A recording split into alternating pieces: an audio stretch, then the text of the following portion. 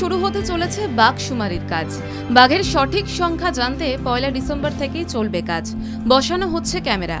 1 December থেকে প্রতি শুক্রবার শুমারির কাজের জন্য বন্ধ থাকবে সুন্দরবনের জঙ্গল। দেরিতে হলেও রাজ্যে ঠান্ডার আমেজ অনুভূত হচ্ছে। আর শীতে পর্যটকদের অন্যতম প্রিয় গন্তব্য হলো সুন্দরবন। তবে বাঘ শুমারির কাজের জন্য মঙ্গলবারের পরিবর্তে প্রতি শুক্রবার বন্ধ থাকবে সুন্দরবনের জঙ্গল।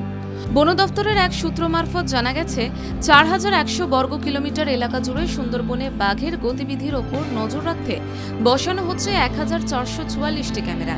তারা ঠিক কোন কোন এলাকায় বেশি ঘুরছে, কি করছে, সবটাই ধরা পড়বে এই ক্যামেরায়। জঙ্গলে ঠিক কতগুলো বাঘ রয়েছে সঠিক সংখ্যাটা জানতে 30-এর বদলে 45 দিন ধরে চলবে ক্যামেরা ট্র্যাপিংয়ের কাজ। এ বিষয়ে সুন্দরবন টাইগার রিজার্ভের এক আধিকারিক বলেন, জঙ্গলের একটা বড় অংশ জুড়ে ক্যামেরা বসানো হবে। বেশি সংখ্যক বাঘের ছবি যাতে ধরা পড়ে তার জন্যই 45 দিন জঙ্গলে রাখা হবে ক্যামেরা।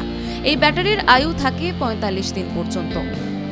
দক্ষিণ 24 পরগনা আঞ্চলিক বন বিভাগ এবং সুন্দরবন ব্যাঘ্র প্রকল্পের আওতাধীন জঙ্গলে একসঙ্গেই এই শুমারির কাজ হবে বলে সিদ্ধান্ত নেওয়া হয়েছে।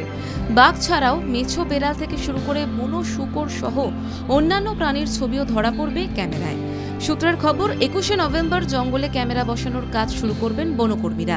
শেষ হবে 26শে ডিসেম্বর। সঠিকভাবে যাতে কাজ হয় তার জন্য ক্যামেরা বসানোর প্রশিক্ষণও দেওয়া হবে বনকর্মীদের।